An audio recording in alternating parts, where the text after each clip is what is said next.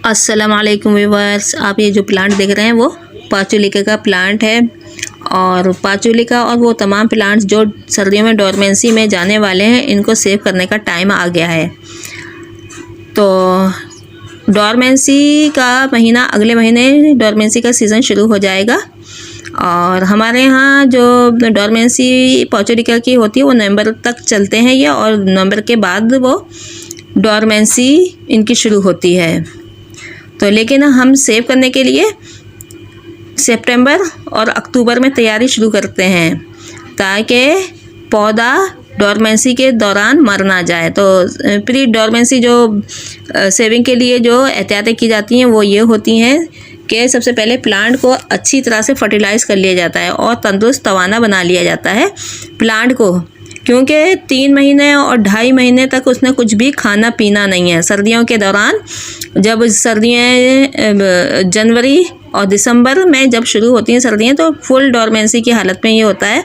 उस वक्त पौधा ना कुछ खाता है ना पीते, बल्कि इसका रेस्ट टाइम होता है, वो सोता रहता है, ख्वाबीदा हालत में होता है। तो इससे पहले कि पौधा कमज़ोर हो और उसको अच्छी तरह फर्टिलाइज़ ना करें, तो रेस्ट की हालत में हो, तो वैसे ही खाता पीता नहीं है तो वो मर जाएगा। तो हमें अपने प्लांट को सेव करने के लिए उसको अच्छी तरह से इसी महीने से फर्टिलाइज़ करना शुरू कर देना चाहिए। दूसरे इलाकों में ये हेवी फीडर नहीं है, लेकिन हमारे इलाके यानी कराची में हम भालो मिट्टी में लगाते हैं। ये हेवी फीडर है, क्योंकि भालो मिट्टी अपने अंदर पानी को भी निकालती है और पानी के साथ जितने भी इंग्रेडिएंट्स होते हैं फर्टिलाइज़र के, वो भी बहा देती है, नीचे से वो भी निकल जाते हैं। तो हर 15 दिन के बाद गोबर की खाद हमें इस्तेमाल करना पड़ती है, या फिर दूसरा कोई अदर कंपोस्ट। तो हर 15 दिन के बाद इसको अच्छी तरह से हर गमले में 6 इंच के एक मुट्ठी गोबर की खाद डालें। इस तरह से उसके अंदर न्यूट्रिएंट्स की कमी नहीं होगी, और डोरमेंसी के दौरान ही वो अपना ये खाना इस्तेमाल करेगा। और इसी तरह से इसके अंदर इन्फेस्टेशन देखें किसी भी तरह के, अगर आमतौर से इसके अंदर मिली बग्स लगते हैं, छोटे छोटे ये कीड़े होते हैं। और सितंबर के दिन तो गर्म होते हैं, लेकिन रातें बड़ी ठंडी हो जाती हैं, तो इनको नशोनुमा या ग्रो पाने का बहुत ज़्यादा टाइम मिलता है मेली बग्स को। तो वो अच्छी तरह से देख लें अपने सारे गमलों में कि मेली बग्स का हमला तो नहीं हो गया।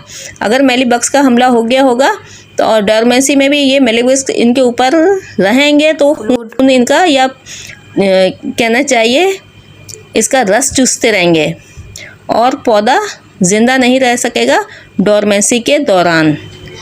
सितंबर के महीने में क्योंकि ह्यूमिडिटी भी बहुत ज़्यादा होती है, तो मेली बग्स का आना फितरी अमल है। मेली बग्स के अलावा मैंने आज तक कोई पेस्ट इसके ऊपर लगते हुए नहीं देखा। यानी प्री सेविंग में हमें अच्छी तरह से फर्टिलाइज़ कर देना है पौधे को, और उसको सेहत और तंदुरुस्त तवाना बना देना है। और एक इसमें जो इन्फेस्टेशन का ख्याल करके इसको कीड़ों मकोड़ों से और सारे पेट्स से पाक कर देना है। गर्मियों में पाचुलिका के बगैर गार्डन अधूरा लगता है। मैं तो बहुत बड़ी तादाद में पाचुलिका लगाती हूँ। तो अब जब डोरमेंसी पीरियड शुरू होता है तो इसको महफूज करना मेरे लिए बहुत मुश्किल होता है। तकरीबन 100 पॉट्स होते हैं मेरे पास।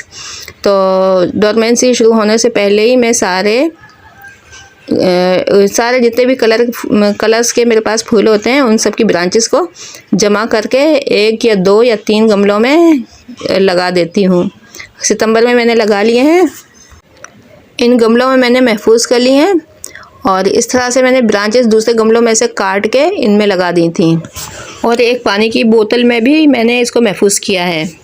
अब जिन ब्रांचेस में सीड्स आते हैं तो हम उसके सीड्स को भी महफूज कर सकते हैं। तो सीड्स जो होते हैं बहुत बारीक बारीक होते हैं, मैं दिखाती हूँ। ये एक सीड पॉट है और इसमें बहुत सारे काले रंग के सीड्स भरे हुए हैं।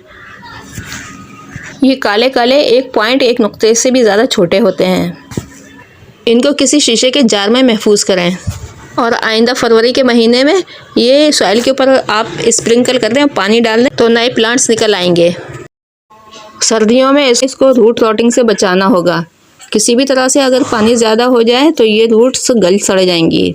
बारिशों से बचाना होगा, ज़्यादा पानी से बचाना होगा।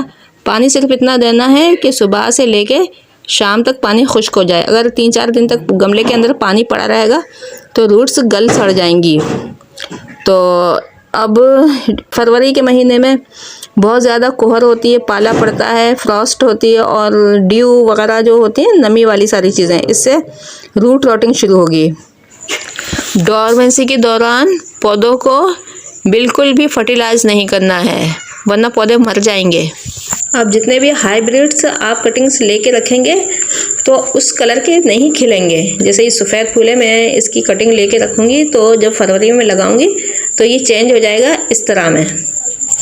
हाइब्रिड मरता नहीं है, सही तरह से केयर की जाए, लेकिन पोता अपने बाप पे जाने के बजाय दादा पे चला जाता है।